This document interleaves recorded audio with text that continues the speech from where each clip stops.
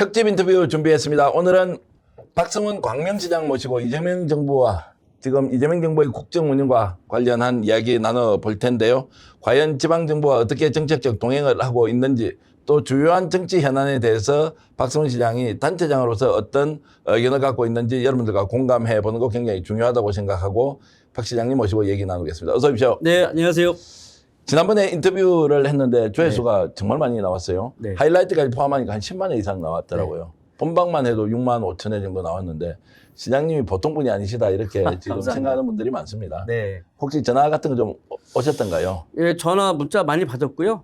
오래간만에 전화하신 분은 많이 놀랐다 이런 표현도 좀 해주시고, 오래간만에 이제 긴 시간 대표님하고 대화하면서 많은 것들을 새롭게 보고 또 이해하시는 분도 계셨던 것 같습니다. 시장님을 잘 모르는 분이 이제 실제로 본 모습을 직접 이제 대화로 이렇게 또 들어보니까 내가 알고 있는 박성훈 시장이 완전 다른 사람이었구나, 이런 이제 좋은 평가가 많다는 거죠. 예, 그런 평가도 있었고요. 예. 예, 그렇게 좀 많은 이야기를 깊이 있게 할 줄 몰랐다 이런 말씀도 예. 해주시고, 몰랐었다 이런 얘기도 많이 해줬습니다. 그러니까 품격이 남달랐다라는 네. 이제 네. 평가. 실제로 그냥 기초의원, 광의원 출신 시장, 재선 시장이 아니라 네. 실제로 큰 정치에 대한 꿈을 갖고 있다. 또 이재명 대통령과 결을 함께 했다. 스타일도 비슷하다. 이제 이런 네. 평가가 실제 저희들은 이제 제작진들도 인터뷰를 보고는 얘기를 많이 하더라고요. 네.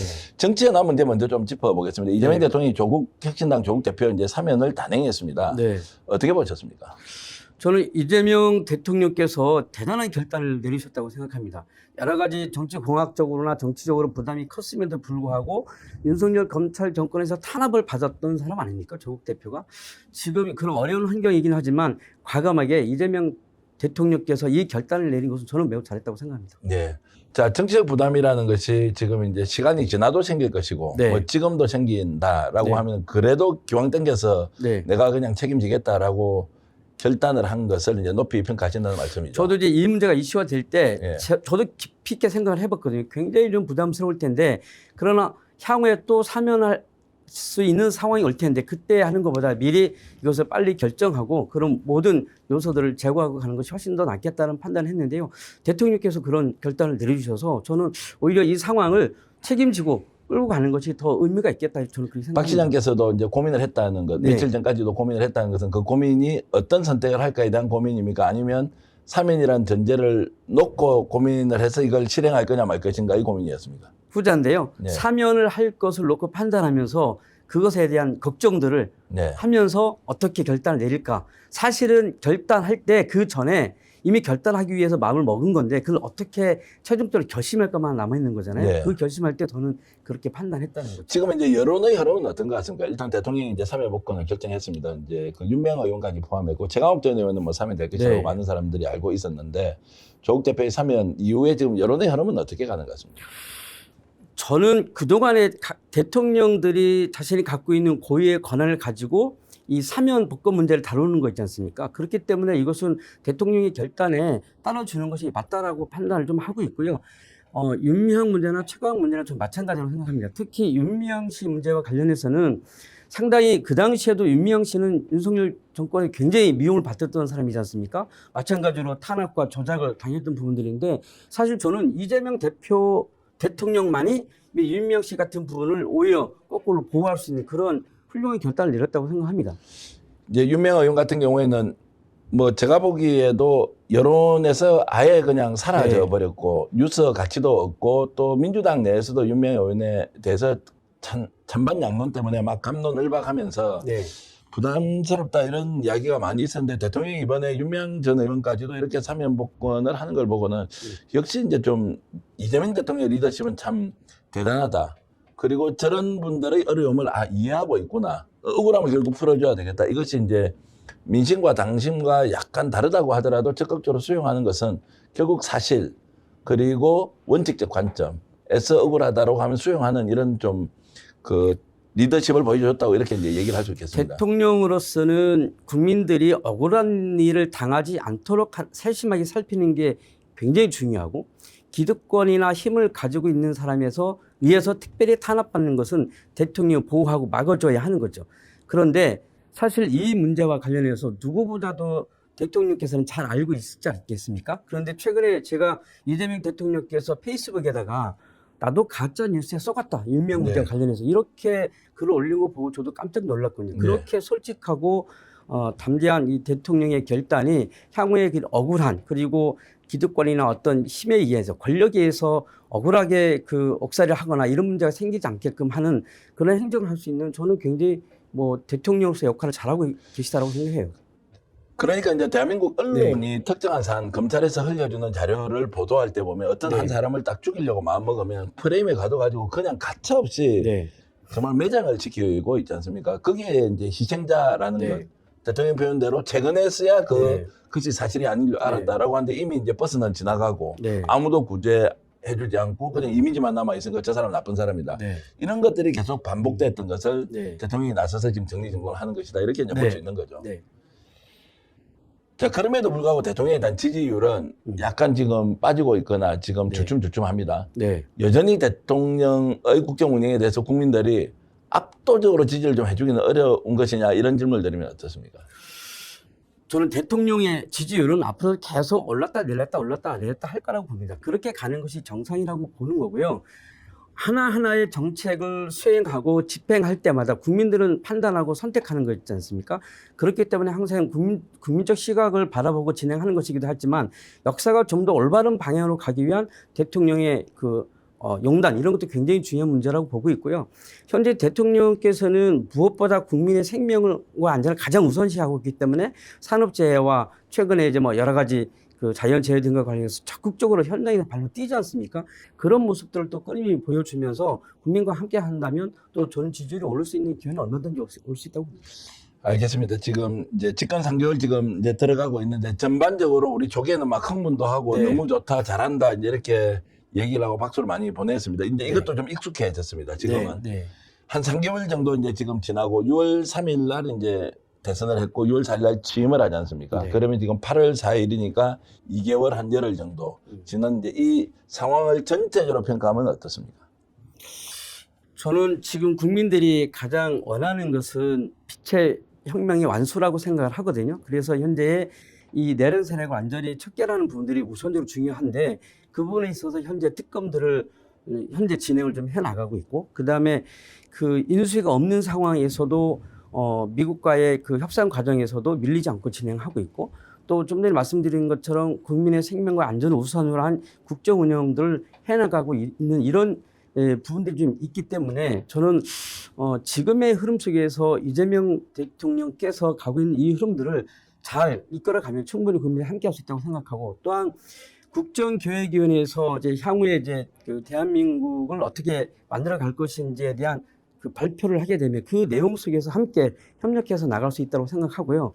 그 과정에 국민들과 함께 통합적으로 운영하고자 하는 대통령이 더 과감한 노력들을 펼쳐나가면 전 충분히 얼마든지 이 상황을 다 극복해 나갈 수 있다고 상황 생각합니다. 극복하고 있다. 지금 이제 전체로 국정 운영에 대해서는 굉장히 높이 지금 평가하고 있는 것이고 안정에 우리가 좀 익숙해지고 있으니까 자 이런 점을 이제 좀 말씀을 주셨고 현장의 변화 같은 거 좀 이제 구체적으로 좀 여쭤보겠습니다. 대통령이 이제 생명과 안전에 대한 것들 굉장히 강조하고 있지 않습니까? 포스코 엔지니어링 같은 경우에는 정말로 면허를 박탈할 정도로 그런 각오로 뭔가 일을 해야 한다고 했는데 이번에 이제 그 장마철 들어서서 광명 같은 경우에는 전체적으로 재난에 대한 뭐 이런 부분에 대한 안전관리 이런 것들은 좀 예전과 좀 달리 바뀌었습니까? 아니면 오히려 좀 더 강화된 측면이 좀 있습니까? 어떻습니까? 훨씬 더 강화된 측면이 좀 있고요. 광명은 다행히 이번에 비가 이렇게 많이 오지는 않았습니다. 그러함에도 불구하고 좀 예전보다 좀 더 과하게 그 안전 예방 대책들을 철저하게 해서 요즘은 비가 한꺼번에 막 그 한 곳에 집중해서 이렇게 그 비가 좀 내리지 않습니까? 그러다 보니까 비가 보통은 새벽에 이렇게 막 집중으로 내려서 피해보는 경우가 많은데 사전에 예방을 철저하게 해놔서 피해가 예년에 비해서 똑같은 양의 비가 왔는데 훨씬 더 피해가 적은 이런 상태를 좀 저희들이 확인하게 됐습니다. 그래서 사실은 저는 어떻게 보면 이번에 전국적으로 비 피해가 많았습니다만은 그런 전체적인 그런 과거보다 많은 비 피해도 불구하고 피해는 좀 훨씬 줄었다라고 저는 그렇게 보고 있어요. 그러니까 총량에 비해서 피해는 비율적으로 보면 예전보다는 훨씬 더 적어진 것 같다. 결국 공직 사회가 나서서 적극적으로 예방하겠다면은 실제로 일이 벌어지더라도 상당 부분 줄일 수 있다 이렇게 이제 되는 거고 구체적으로 어떤 부분에서 안전 부분이 강화가 됐습니까? 구체적으로 안전 부분을 좀 강화시켰던 게 있다면 예년과 비교해서 어떤 변화가 있었나요? 그 이제 요번에 보면은 대통령께서 이제 수해나 풍해와 관련된 사전 대책회의를 정말 많이 하셨어요. 네. 그것에 따라서 행정 조직들은 재난대책위를 구성해서 늘 그것을 사전 점검하고 하는 작업들은 예전과 다르게 훨씬 더 숫자가 좀 많아졌고요. 그리고 또 하나는 인력을 보강하기 시작했습니다. 재난 분야에 대한 그러니까 안전총괄과 같은 경우에 인력도 훨씬 더 보강하고 예산도 훨씬 더 전에보다 많이 이렇게 증액을 하고 저희 같은 경우도 이제 안전총괄과 관련된 직원들을 이번에 더 승진을 시킨다든지 이런 부분들이 진행되고 있는데 대통령께서 이런 것을 강력하게 요청하는 측면도 있고 각 지방 정부가 그거에 따라서 하다 보니까 훨씬 더 전에보다 나아지고 있는 건 사실입니다. 아까 승결시켰다는 부서가 이름이 뭐라고요? 안전총괄과. 안전총괄과. 예. 예전으로 보면 무슨 과입니까? 우리가 보통 이제 그 시청이나 구청 같은 데 있는 과가 안전총괄과가 원래 있습니까? 우리 이름으로는 좀 익숙지가 않은데요. 예전에는 뭐 사회재난, 자연재난 이렇게 있던 팀들을 모아가지고 예. 안전총괄과라는 걸 만들어서 그 부서가 전체적으로 시의 안전을 책임지는 그 총괄 부서로서의 역할을 진행하고 있는데 거기가 이제 그 싱크탱크 역할을 하는 거죠. 재난 안전과 관련된 부서였어요. 지금 그러면 광명시는 시장님이 주도해서 어떤 방식의 좀 이제 철학 또는 원칙 이런 걸 가지고 지금 안전관리를 하고 있습니까? 저도 현장을 정말 많이 나갑니다. 예. 광명에는 재개발 재건축 사업이 정말 많거든요. 그래서 그 작년에 사고 났던 거, 그러니까 재작년에 사고 났던 거, 이를테면 비 피해가 심했던 곳은 반드시 그러니까 그곳에 한 번 더 갑니다. 그럼 제가 가기 전에 우리 공직자들이 한 번 더 가고 제가 다녀온 다음에 또 가고 그렇기 때문에 사실 2배, 3배 이상을 더 사전에 관리하는 형태가 되는 거기 때문에 훨씬 더 관리가 많이 되고 있고요. 특히 광명은 최근에 그 신안산선 붕괴가 좀 있었고 또 최근에 포스코에서 또 뭐 광명서울 고속도로 지하 공사하는 과정에서 또 한 분이 감전으로 예측되는 사고가 있었잖아요. 그런 곳이 있었기 때문에 광명 같은 경우 다 그냥 모든 공직자들이 굉장히 관심을 많이 갖고 현장 중심으로 많이 재난 뉴스 보도가 많이 되기도 했는데 그런 네. 사건이 터지면 굉장히 시장님으로서도 좀 힘드시죠? 많이 힘들죠. 예. 시민들도 걱정도 많이 하시고 하는데 물론 이제 뭐 포스코 ENC에서 그 공사 과정에 사고가 난 건 하지만 광명 지역 안에서 벌어진 일이니까 그 모든 심리적 책임은 저희가 다 지고 있다라고 생각해야 하기 때문에 늘 현장에 가서 함께 하고 있는데 신안산선 사고 붕괴 사건 때도 새벽 4시 반까지 제가 현장을 지켰습니다. 예, 예. 새벽 4시까지 네. 지키고 있었다. 네, 예. 4시 반까지. 근데 그게 굉장히 힘들어요. 저희는 이게 정말 답답한 게 뭐냐면 대형 공사 같은 경우 뭐 지하철 공사나 이런 공사들이 다 국가가 진행하는 사업이긴 하지만 실질적으로 그 지역을 관리하는 지방 정부에서 또 관리를 잘 해줘야 하는 측면이 있는데 설계나 공사 과정이나 이런 부분에 대한 보고가 시행가 하나도 안 되고 있어요. 그럼 사고가 나면 우리는 향후에 뒤처리하는 역할만 하게 되기 때문에 제가 항상 이 문제와 관련해서 지하안전 특별법이나 이런 법을 바꿔서 지방정부한테 권한을 더 확대할 수 있도록 해야 된다. 그러니까 사전에 안전대책을 시에 보고하게 하고 공사계획 보고하게 하고 그것에 의해서 관리할 수 있는 시스템을 갖게끔 하자라고 계속 제가 법안을 개정할 것을 요구를 하고 있는데 그런 부분들이 안 되고 있어서 매우 답답하고요. 신안산선 사고 났을 때도 그날 그 사고가 나서 오후 5시 반경에 제가 거기 한 주민 한 2천여 명 정도 이렇게 그 집에서 이렇게 퇴거 명령을 줘야 되는데 그 퇴거 명령하고 하는 거는 다 지자체장이 하거든요. 그런 엄청난 책임을 갖고 있는데 사전에 그것에 대해서 공사에 대해서 보고받고 그것을 점검할 수 있는 부분까지 지자체가 할 수 있게끔 이 권한을 줘야 이런 사고를 줄일 수 있습니다. 예를 하나만 들면 이런 건데요. 광명에 GTX B 노선이 지나가요. B 노선이 지나가는데 아파트하고 인접해 있어 최소한 50m 이상 간격 떨어뜨리라고 하는 그 요구를 주민들이 민원을 넣었는데 그 공사는 국토부에서 하지 않습니까? 국토부하고 주민들이 연결해주면 대화가 안 돼요. 네. 국토부 관계자는 전문 용어를 쓰고 주민들은 생활용어를 쓰잖아요. 대화가 안 돼요. 그럼 우리 시청에 공무원이 가서 대화를 하잖아요. 이 사람이 중간에 통역사 역할을 하는 겁니다. 대화가 안 되니까. 그렇게 해서 주민들의 요구사항을 받아들여서 국토부가 이 의견을 받아들여서 다시 협의하게끔 하고 그것을 일정한 정도 노선을 약간 변경하게끔 한다든지 이런 역할들을 지방정부가 다 하고 있는데 그런 권한들이 특히 안전과 관련된 대형 공사와 관련된 부분은 굉장히 제한적으로 돼 있어서 이 부분은 좀 중앙정부가 국회가 법을 좀 바꿔줬으면 좋겠습니다. 자, 그러면 이제 이런 문제가 생기겠는데 발주처는 국토부이고 신안산선도 국토부입니다. 국토부에서 발주를 하면 그 해당 지역의 지자체는 관리 감독권이 아예 없습니까? 없습니다. 그럼 사고가 나게 되면 어떻게 합니까? 국토부에서 나와서 직접 현장 진두 지휘를 합니까? 국토부 현장 진두 지휘하지만 국토부가 하기도 하지만 광명시도 하죠. 네. 아니 거기 당장 사고가 나면 네. 이제 광명시에서 나서서 네. 뭐 부상자라든지 이렇게 이제 현장에서 사고가 난 분들을 병원으로도 이송도 해야 되고 또 시민의 안전을 위해서 대피도 시켜야 되고 붕괴 위험이 있으면 거기에 대한 추가적인 조치도 해야 되고 이런 다 합니다. 예. 도로 막고 펜스 치고 뭐 하고 이런 것들은 지방정부가 다 하죠.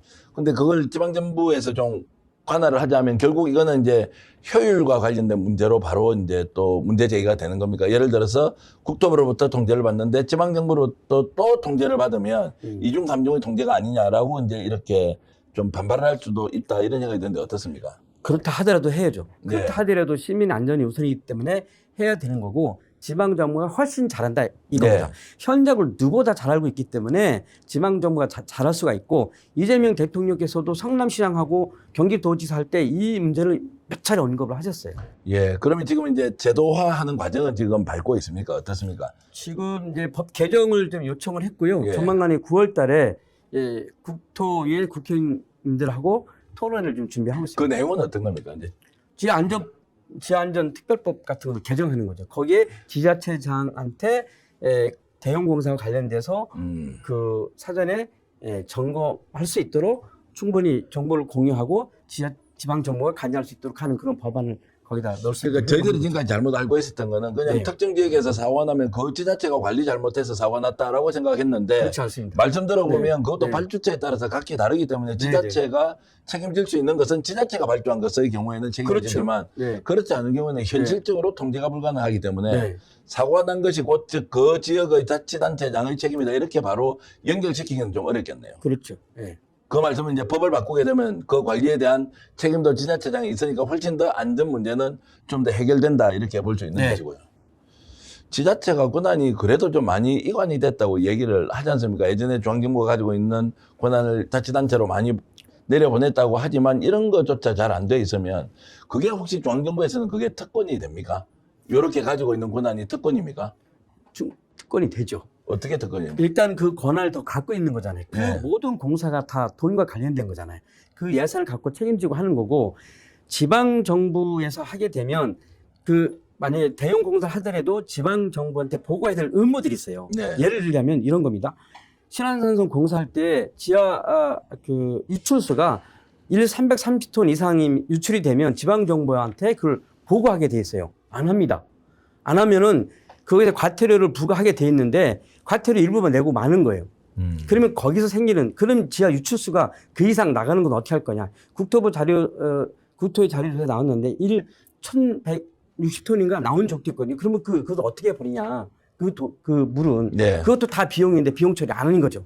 그러면 그 문제는 어떻게 될 것인가 라고 상상해 보면 충분히 이해가 가실 겁니다. 예. 그러니까 실제로 지방정부가 이것을 꼼꼼하게 챙겨가야 더 안전에 대한 충분한 미리 예측 가능하게 책임지고 갈 수 있다고 하는 거죠. 약간 논쟁적으로 질문을 드리면 이제 그 경우에는 결국에는 국가 예산으로 공사를 하게 되는데 예. 그런 이제 비용에 대해서도 사실 공사비로 다 넣어줘야 될 거 아닙니까?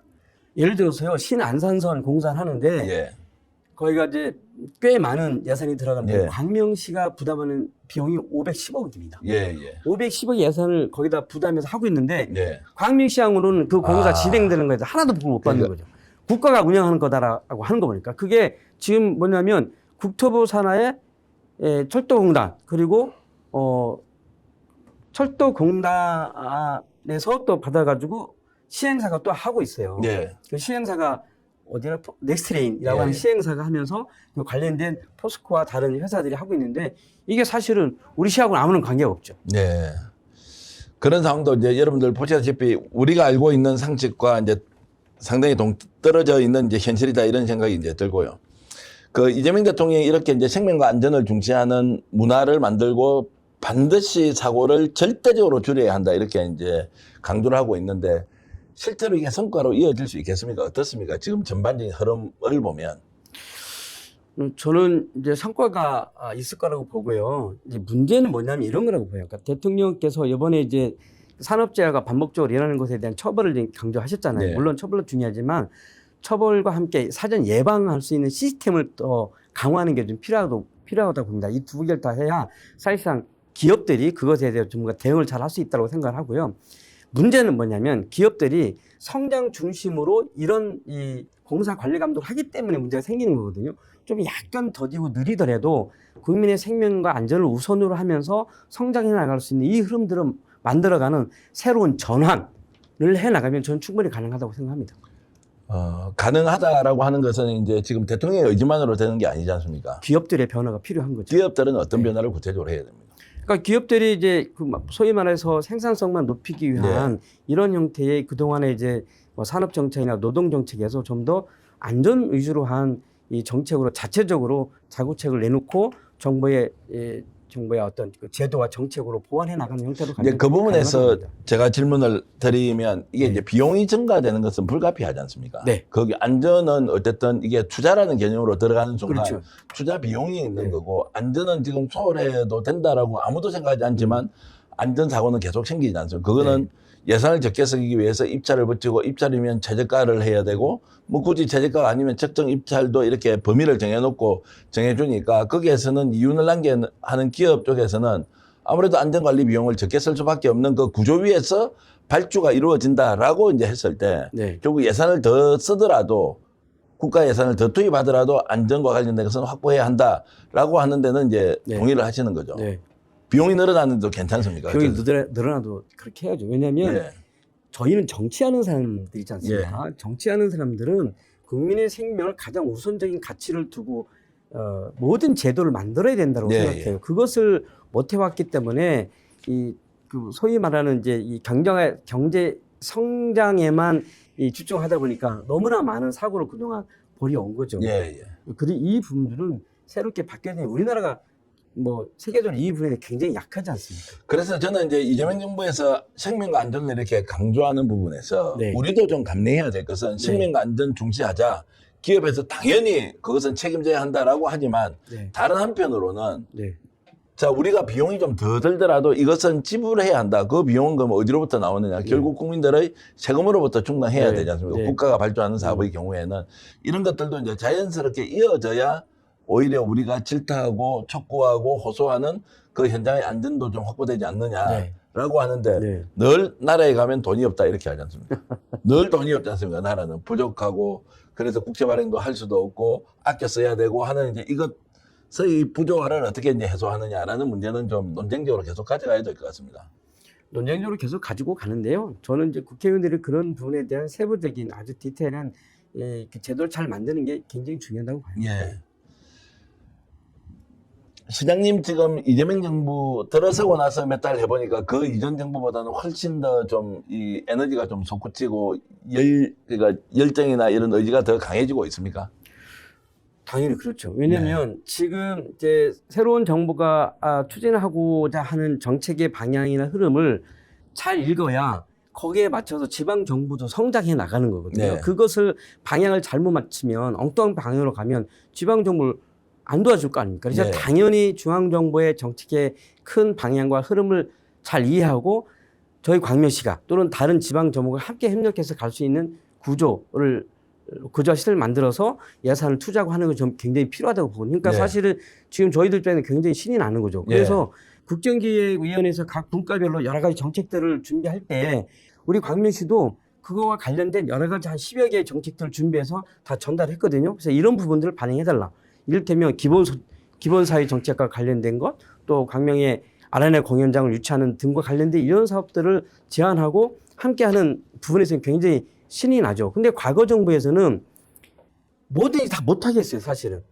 국세 감축 50조 줄은 걸 가지고 그 법적으로 지방정부가 줘야 하는데 그 줄었다고 해서 지방정부의 돈도 하나도 안 내려주고 그리고 일을 하면 할수록 그 사람은 늘어나는데 인원을 증원하지 못하게끔 만들고 여러 가지 사실은 지방정부가 일하는 데 있어서 페널티만 잔뜩 적용했지 뭔가 일할 수 있는 환경을 만들어주지 않았거든요. 지금 이재명 정부는 그런 지방정부가 뭔가 힘있게 갈 수 있는 여러 가지 제도 부분을 많이 준비하고 있고 특히 지방 분권과 지방 재정에 대해서 이재명 대통령 관심이 많기 때문에 저희들은 좀 더 예전보다 더 신나게 일할 수 있는 환경이 만들어져 있죠. 분권과 재정 문제도 지금 이제 법적 개정 절차는 아직 들어간 건 아니죠. 어떻습니까? 아직 들어가진 않았는데 그 방향만 일단 있다. 방향은 다 세워져 있죠. 그러면 세부적으로 이제 지방 정부에 대해서 재정 분권도 굉장히 좀 강화시킬 가능성이 높다. 네, 지방 재정도 좀 더 강화하고 또 이제 지방 분권 강화를 위한 여러 가지 제도적인 부분들은 뭐 연방제 수준의 예. 지방 분권 개헌도 그 국정계획 안에 다 들어가 있습니다. 이번에 민생지원금 관련된 것 좀 질문 좀 드려보겠습니다. 네. 원래 이제 그 기본소득 제도는 광명시가 대한민국 지자체 중에서는 굉장히 모범적으로 해왔지 않습니까? 네. 민생지원금 이번에 15만 원씩 주고 차등적으로 뭐 네. 이제 더 많이 받는 분도 계신데 네. 현장에서 지금 전반적인 경기 흐름이나 이런 활성화 정도에 대해서는 어떻게 지금 느껴집니까? 일단은 소상공인과 자영업자들은 굉장히 시장의 활기가 높아져 가지고요. 네. 굉장히 좋아하십니다. 예. 만나는 사람마다 다 얘기하고 전통시장 갈 때마다 얘기하고 그 부분은 굉장히 환경이 좋아졌고 저한테 계속 묻는 거는 이거 언제 한 번 더 안 합니까? 네, 이런 예. 질문들 많이 하시는데 어쨌든 9월 달에 뭐 2차 한 번 더 하는 걸로 지금 알고 있는데 여하튼 지금 이 상황에서 좀 더 시장이 활성화될 수 있도록 좀 더 강화시켜주는 것이 매우 필요하다고 보고요. 또 하나는 저희 광명 같은 경우는 이게 이번에 소비 쿠폰 할 때 지역 화폐로도 신청할 수가 있고 일반 신용카드로도 신청할 수가 있잖아요. 근데 광명시는 경기도에서 지역 화폐로 신청하는 게 1위입니다.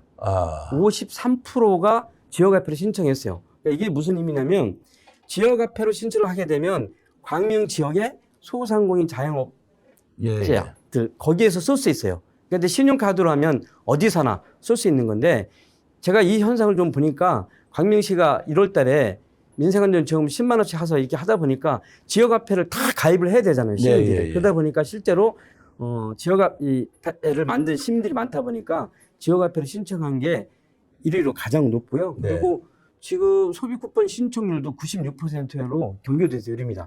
예. 경기도 1위. 그래서 실제로 그런 경험이 많은 이 광명 시민들이 더 이 분야에 대한 혜택을 받고 계신 것 같아요. 근데 소비는 식당에서 좀 많이 할 것이라고 기대했는데 생각보다는 식당에서 많이 하지 않고 네. 오히려 교육과 관련된 네. 이쪽으로 돈을 많이 썼다라고 하는 게 이제 나오더라고 통계적으로. 네. 그런 부분에서는 조금 현장에서 이번에 민생지원금이 좀 적극적으로 밑바닥 경기를 활성화시키는 데는 좀 한계가 있었다 이런 평가는 좀 혹시 받지 않으십니까? 그렇지는 않고요. 예. 학원에 이제 많이 이렇게 결제를 하는 거는 그만큼 우리 서민들의 생활이 어렵고 힘들다라고 하는 이제 예. 반증하는 측면도 있고요. 현장에서는 식당뿐만 아니라 미용실, 카페, 뭐 하다못해 뭐 치과, 뭐 안경점까지 포함해서요. 우리 삶의 질을 높일 수 있는 모든 공간에서 사용을 하고 있기 때문에 네. 전반적으로 시민들의 삶이 좋아지고 있다 이렇게 예. 보셔도 됩니다. 9월 달에 한 번 더 한다고 했는데 정부 차원에서 하는 겁니까? 어떻게 되는 거죠? 정부가 이제 1차, 2차 나눠서 하고 예. 있고요. 2차 할 때는 그 이제 10%를 제외한 예. 90%만 소비권 지원하는 예. 거로 저 그렇게 좀 이해하고 있습니다. 자, 그러면 이제 이것이 마중물이 되어서 경기 활성화가 돼야 하는데 시장의 분위기는 좋아지고 있지만 전반적으로 지금 경기 흐름에 대해서는 어떻게 시장님 보십니까? 전체적으로 경기가 지금 살아났다 이렇게 이제 통계적으로 잡히고 그러는 것 같지는 않은데 어떻습니까? 이제 데이터상으로 뭐 정부가 하는 것은 별도로 하더라도 예. 일단 현장에서의 바닥의 흐름은 굉장히 좋습니다. 바닥 아주 시장의 흐름 좋습니까? 굉장히 좋습니다. 네. 좋다. 이제 이렇게 이제 박 시장님은 지금 굉장히 현장 네. 이렇게 강조하시는데 특별하게 현장을 그렇게 강조하시는 이유가 있습니까? 아니 정책도 정치도 사무실에서 해야 할 일, 좋은 전략도 수립해야 하고 뭐 이런 것도 많이 있을 텐데 현장을 그렇게 강조하시는 이유가 있으신가요? 제가 현장 정치인 출신이 그렇습니다. 예. 실제 저는 모든 것은 현장에 있는 시민들의 삶 속에서 정책이 나온다고 생각하거든요. 예. 그래서 제가 늘 항상 이제 공직자들한테 하는 얘기가 뭐냐면 시민과 함께하면 절대로 실패하지 않는다는 얘기를 제가 늘 항상 합니다. 왜냐하면 광명 시민이 약 30만 가까이 정도 되는데 그 시민들이 갖고 있는 생각, 그들이 갖고 있는 생각과 마음이 무엇냐 이것을 깊이 있게 들여다보는 나름대로의 어떤 연습 훈련 이것을 하지 않으면 올바른 정책을 내올 수 없다. 이런 생각을 저는 갖고 있거든요. 그래서 늘 네. 현장 중심에서 시민들의 이야기를 듣는 것을 저희 정치의 가장 중요한 소신, 철학으로 좀 갖고 있습니다. 다른 방식으로 좀 질문 하나 드려보겠습니다. 네. 시민들이 30만 명인데 한 네. 명 한 명 따로 만나보면 네. 그분이 시장님보다 똑똑할 수가 없지 않습니까? 경험이나 지식 면에서 일부 똑똑한 부분도 있겠지만 대체로 한 분 한 분 만나보면 네. 공직자가 상대적으로 평균 이상일 테고 네. 더 똑똑할 테고 시장님은 훨씬 더 많이 알고 있지 않습니까? 그럼에도 불구하고 현장에서 국민의 목소리, 시민의 목소리를 계속 들어야 한다. 이걸 좀 이해하기 쉽게 좀 설명 좀 해주시죠. 시민들이 훨씬 더 똑똑합니다. 무슨 얘기냐면 어떤 현안과 관련해서 어떤 문제점을 가지고 있는 것에 대해서 시민들이 더 정확하게 알고 계세요. 네. 근데 그 문제를 해결해야 하는 공직자나 저희들은 전체적인 어떤 흐름에 대한 부분을 알 수 있을지 모르겠지만 하나하나 현안과 관련해서 그 고통받고 있는 시민들의 그 문제를 100% 이해하고 있지 못하잖아요. 근데 그 문제를 듣다 보면 문제를 해결할 수 있는 방법은 찾아내서 그 해결하는 데 있어서는 공무원들이 훨씬 더 잘하죠. 네. 법과 제도를 잘 알고 있기 때문에. 그런데 그런 측면이 있고요. 저는 이 부분을 시민들과 함께 하면 실패하지 않는 본 건 뭐냐면 집단 지성을 찾아내는 겁니다. 저는 토론회를 정말 많이 하는데 오늘 또 오전에 아동 친화 도시라는 정책의 이름으로 아동 100여 명하고 토론 현장에 갔다 왔어요. 아동하고요. 예, 예. 아동이라고 몇 살? 지역 아동센터에 다니는 아이들, 그러니까 초등학생들, 예. 저학년 아이들 주로 그 아이들 100여 명이 모여서 토론을 합니다. 그런데 이 아이들한테 물어봐요. 가장 필요한 공간이 뭐냐 묻기도 하고 그러면 아이들 놀 수 있는 공간을 얘기하죠. 아이들끼리 볼 수 있는 노래방, 영화관도 얘기하고 그런데 내가 비용을 가장 적게 들여서 하고 싶은 게 뭐냐 물어보면 워터파크, 물놀이장 이렇게 얘기해요. 거기에 가려면 비용이 많이 드니 그 비용은 적게 들어가게 해주세요. 예. 이 아이들의 이야기가 진짜지 않습니까? 그런데 어른들의 시각으로 모든 것은 정책을 하려고 하는 거죠.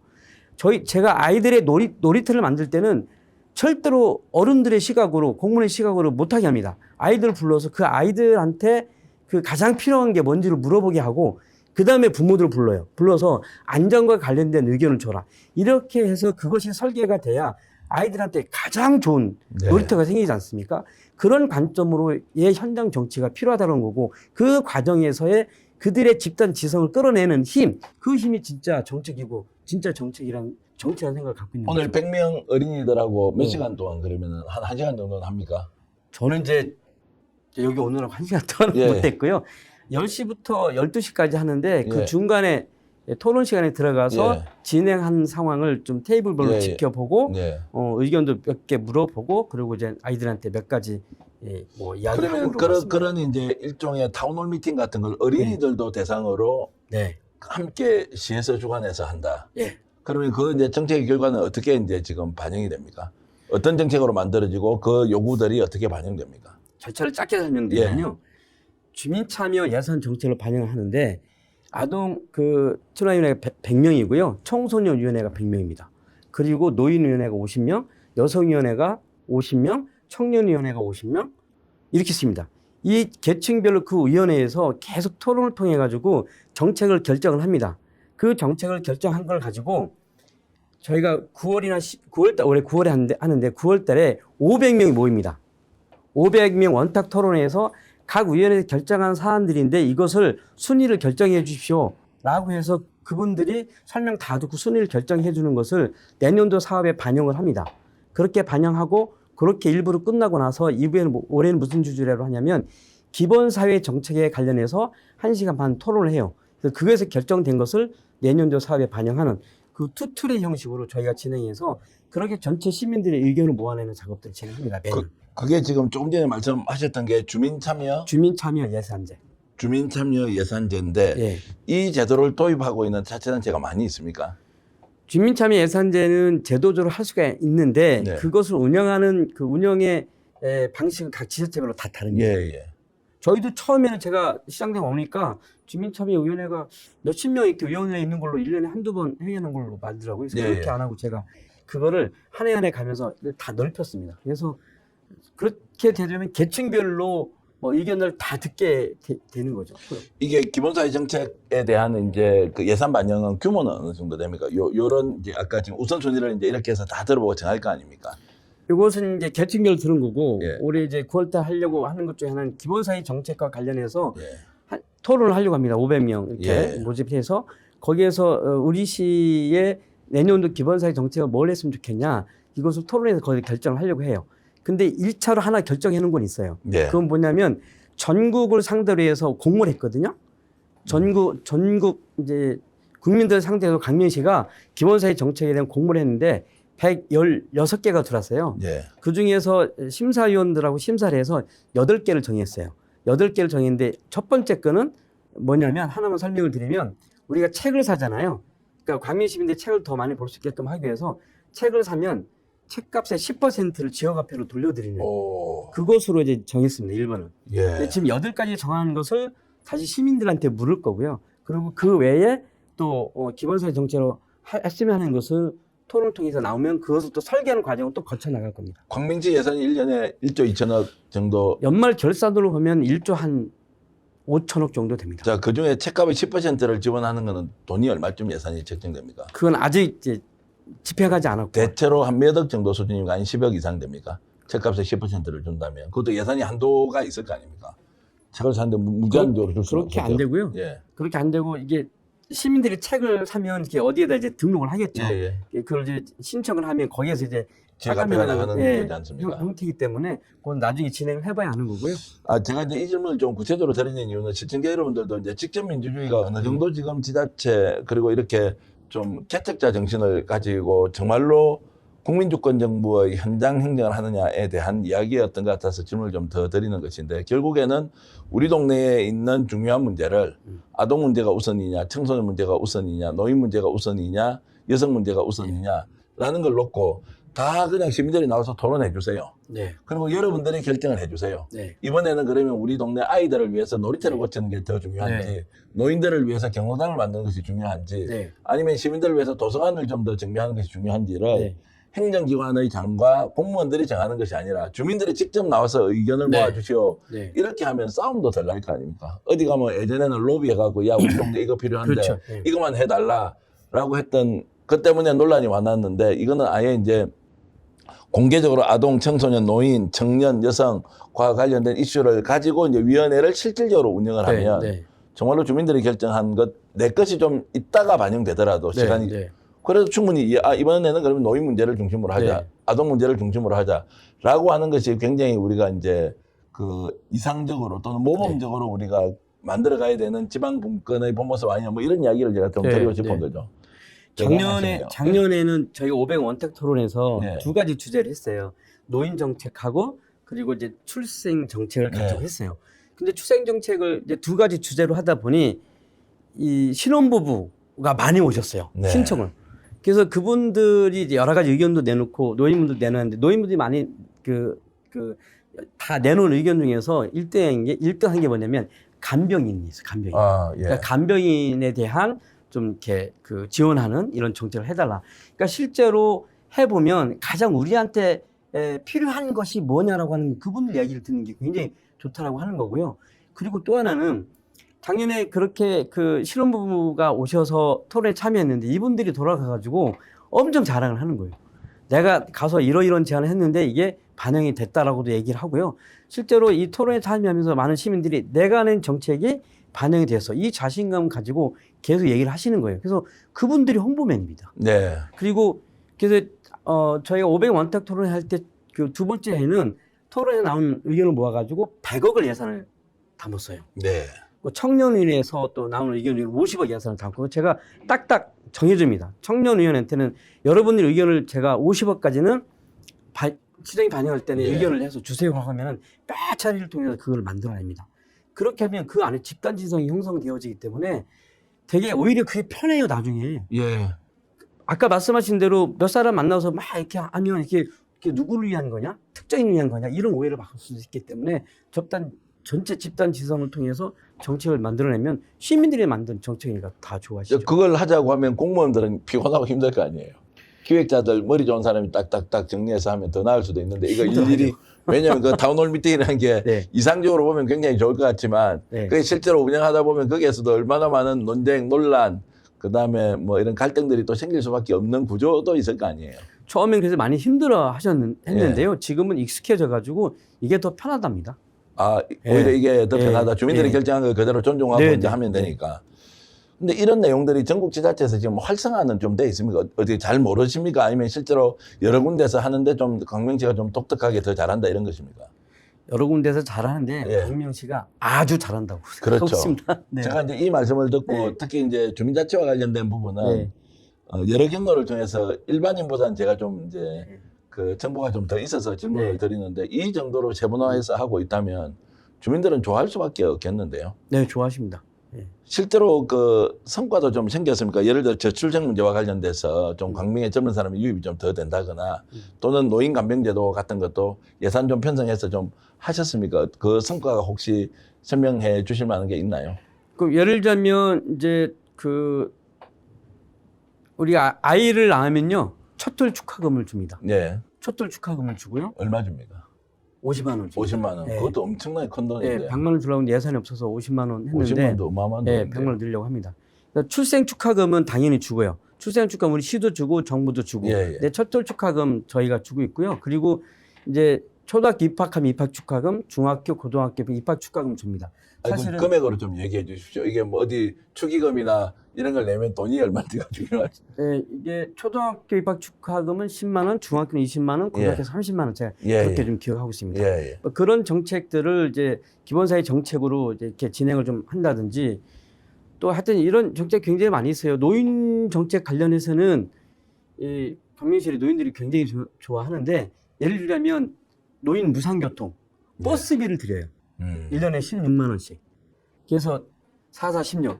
그러니까 분기별로 4만 원씩 버스 이제 그 카드에 충전해 드립니다. 그래서 예. 버스 타시는 분들한테는 무료 그 버스비 이용할 수 있다. 만 65세 이상입니까? 아니면 70세? 65세 이상. 만 65세 예, 이상. 그래서 사실은 교통 약자들이잖아요. 예, 예. 그래서 이런 노인들한테는 4만 원씩 해서 16만 원 버스비를 드리고 청소년들한테도 버스비를 주고 있습니다. 예. 청소년 19만 원. 그 정도 재원은 있으신 거죠? 예. 줄 합해니까 한 50억 가까이 들어가는 것 같아요. 예. 네. 그 정도는 1조 정 예산에서 줄이는 것은 뭐 크게 문제가 안 될 테고. 네, 네. 어떻게 지방 정부의 수장이 이끌어가느냐에 따라서 충분히 주민들의 삶의 편의성은 네. 높아질 수 있는 것들이 이제 실제 광명시에서 다 보여주는 거지 않습니까? 네. 와, 대단하신데 광명시장 계속 하실 겁니까? 다른 거 뭐 국회의원을 하거나 도지사를 하거나 이렇게는 지금 생각 안 하고 제가 계시고요. 재선시장인데요. 예. 현행법에 3번까지 할 수가 돼 있습니다. 아, 네. 내년에도 그러면은 이제 광명시장은 한 번 더 하시고, 아니, 그럼 뭐 여차하면 도지사로 한번 나오고, 뭐 국회의원 하면 되겠다, 이렇게 하실 수도 있는 거 아닌가요? 뭐 솔직히 아직 그렇게까지 뭐 준비가 되지는 않고요. 그렇게 예. 상상하고 있지는 않습니다.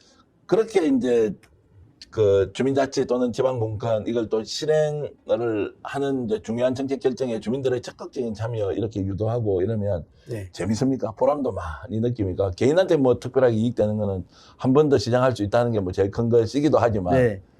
재밌습니다. 근데 그 재밌는 게 그러니까 그렇게 살아왔던 것 같아요. 예. 제가 30대 중반부터 광명에서 이렇게 지역 활동을 했거든요. 지역에서 뭐 YMCA 경실련 뭐 시민사회 활동도 하면서 또 교육 관련 단체에서 활동을 하면서 늘 시민들하고 토론하고 이해하면서 우리 지역의 문제가 뭐냐, 예. 교육 문제가 뭐냐, 여성 문제가 뭐냐, 청소년 문제가 뭐냐 그 이야기를 하면서 계속 토론하고 하면서 그 토론하면서 좀 그때는 이제 젊은 청년 시절이었으니까 그런 지역사회에 관심 있는 분들하고 논의해서 결정된 것을 시장 만나서 이렇게 좀 광명시가 이전에 갔으면 좋겠다라고 제안하면 시장이 그걸 받아들여서 일을 진행을 하시더라고요. 저 그런 걸 그때 그런 경험들을 하면서 어떻게 보면 제 삶이 그렇게 그냥 축적이 되어 있는 것 같아요. 몸에. 네.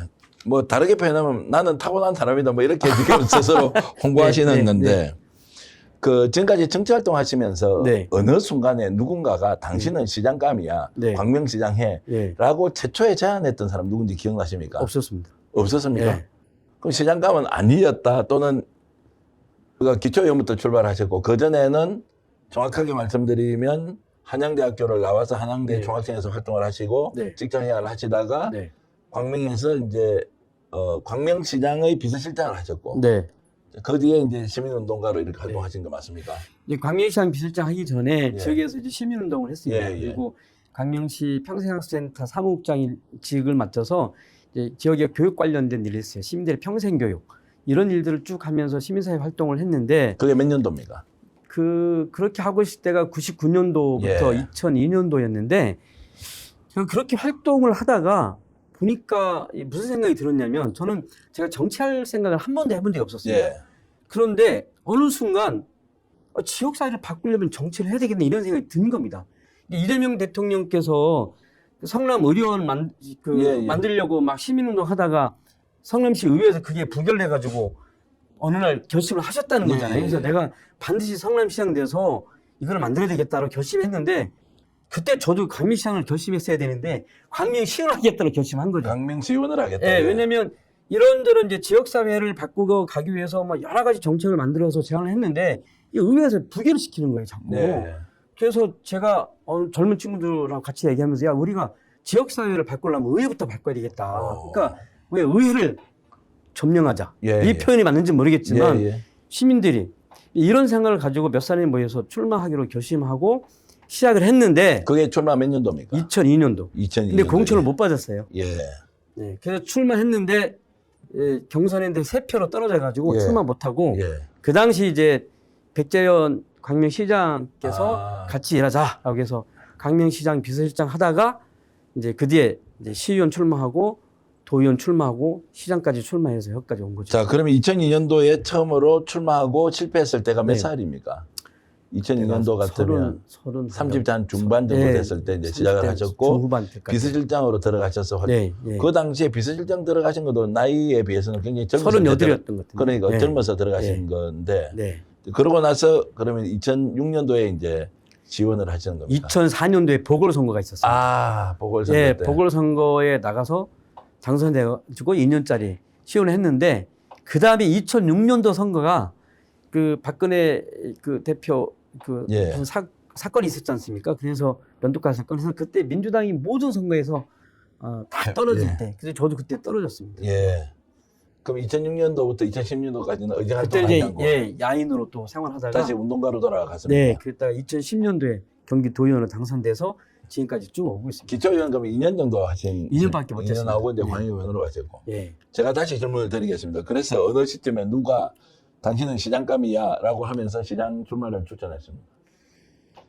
도의원 재선하고 나서요. 예. 도의원 재선하고 나서 그 우리 당의 고문께서 저한테 이렇게 얘기하셨어요. 예. 뭐라고 얘기하셨냐면 다음에 그때 대통령 선거 때였는데 박 의원은 다음에 시장 출마할 거야 안 할 거야? 그러면 저한테 뭐라고 하시냐면 당신은 출마해도 될 것 같은데? 라고 네. 묻는 거예요. 제가 겸손하게 고민하겠습니다 그랬더니 이렇게 개울이 있는데 양쪽에 개울이 있는데 여기서 딱 뛰어넘어야 할 때 딱 뛰어넘어야 되는데 주저하고 있으면 뒤에서 훌쩍 뛰어넘는다. 네. 그리고 준비가 안 돼 뛰어넘다가 또랑에 빠질 수 있으니 잘 판단해라. 근데 당신은 하면 될 것 같다. 이렇게 말씀하시더라고요. 그분 실명을 공개하시긴 좀 그렇습니까? 돌아가셨어요. 아, 어디 광명에서 활동하신 분인가요? 광명에서 지금 활동하시다가 이제 시의원도 하시고 이제 동네 어른으로 계셨던 분인데 돌아가셨어요. 근데 사실은 처음에 시의원 하고 나서 정치 활동하면서 시장을 하겠다는 꿈을 갖지 않았어요. 그 당시에 시장 하시는 걸 보니까 너무 힘드신 거예요. 너무 힘드시게 일하셔서 아예 차라리 나는 하면 국회의원 해야지라고 생각했는데 도의원하고 나서 이렇게 생각해 보니까요. 제가 시장을 하면 더 잘하겠다는 생각이 들더라고요. 그런 생각이 들었어요. 한번 생각해 봤죠. 쭉 생각해 보니까 시장을 하면 훨씬 더 잘했다. 지역사회를 누구보다 잘 알고 있기 때문에 행정도 경험해 봤고 시의원도 경험해 봤고 시민사회도 경험하기 때문에 누구보다 광명시를 이해하고 광명시를 끌고 나가는 데는 내가 잘할 수 있겠다. 이런 자신감이 생겨서 4년 전 재선 되자마자 혼자 가방 딱 메고 제 집에 계신 장모님 따님 제 아내한테 허락을 딱 받고 독서 휴가를 떠났습니다. 네. 독서 휴가를 떠나서 3박 4일 동안 어디 곳에 딱 민박하고 앉아가지고 4년 후에 시장 선거 출마 계획을 그때 다 짰어요. 오. 4년 후에 나는 반드시 광명시장 한다. 이렇게 하고 계획 딱 짜고 그 관련된 책 읽고 딱 정리하고 그때부터 준비를 했는데 전략이 뭐냐면 무엇이든 제일 먼저 준비한다. 뭐라고요? 무엇이든 제일 먼저 준비한다. 무엇이든 제일 가장 먼저 준비한다. 의정보고서도 제일 먼저 한다. 아. 책도 제일 먼저 쓴다. 그런 전략을 가지고 계속 꾸준히 준비하다 보니까 시민들께서 잘하면 될 것 지금 같아요. 말씀하신 거는 의정보고서 제일 먼저 준비한다. 그 다음에 책 출판도 출판. 제일 먼저 한다. 네. 이 두 가지만 내가 지장이 되지는 않았을 거 아닙니까? 다른 분들하고 비교했을 때 어떤 부분까지 나는 가장 앞서서 도의원 시절에 시장을 하기 위해서 준비를 했느냐? 정책에도 고민을 정말 많이 했습니다. 예. 저는 정치하는 데서 가장 중요한 것은 상상력이라고 생각하는데 정책에 상상력이 없는 사람은 정치하면 안 된다고 생각해요. 네. 정치에 대한 상상력이 없는 사람은 자꾸 다른 생각만 합니다. 그게 뭐냐면 노무현 대통령이 했던 것처럼 명분과 실리 이것에 대한 고민이 있을 때는 실리보다 명분을 선택하라고 노무현 대통령이 얘기했던 것처럼 그런 위기 상황에서는 늘 명분을 찾고 거기에 필요한 정책도 구상하고 해야 되는데 늘 내가 이익 보고 또 손해보는 것은 안 하고 이런 생각을 많이 가진 사람은 제가 정치로 성공한 사람 단 한 명도 못 봤어요. 그래서 저는 반드시 이 정책에 대한 상생력을 가지고 내가 어떤 정책을 준비하고 만들었을 때 이것에 대해서 시민들이 효능감을 가질 것인지에 대한 생각, 그리고 늘 그것에 고민하는 사람들 만나서 묻고. 그래서 사실은 제가 조례 만들 때요, 제가 처음부터 제 아이디어가 이거 해야지 해서 한 거 없습니다. 항상 물어보다가 이거 해야 되겠구나라고 의견 받고 그렇게 해서 만들었습니다. 요즘 이재명 대통령이 인기가 있기 때문에 이재명 대통령 따라서 하는 건 아니죠. 이재명 대통령도 결정하기 전까지 수없이 많은 질문과 그리고 경청을 한다 그러더라고요.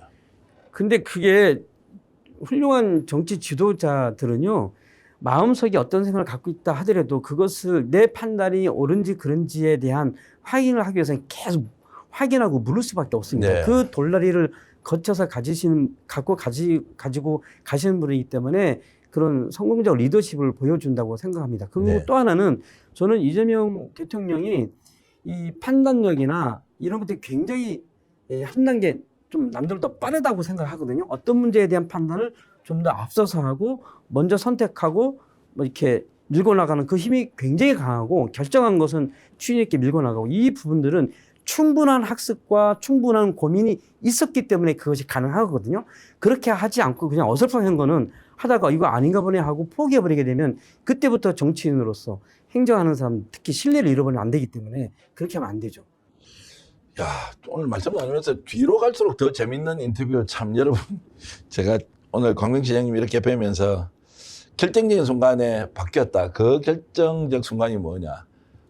자, 정치적으로 뭐 은사이면서 원로이면서 대선배인 분으로부터 도의원 시절에 시장으로 준비해라, 나가라. 그러고 나서 4년 동안 가장 먼저 무엇이든 실천한다. 이런 결심으로 왔다고 하셨는데 결국 더 큰 꿈을 가지고 있었으니까 더 좋은 정치할 수 있었던 것이라는 생각이 좀 드네요.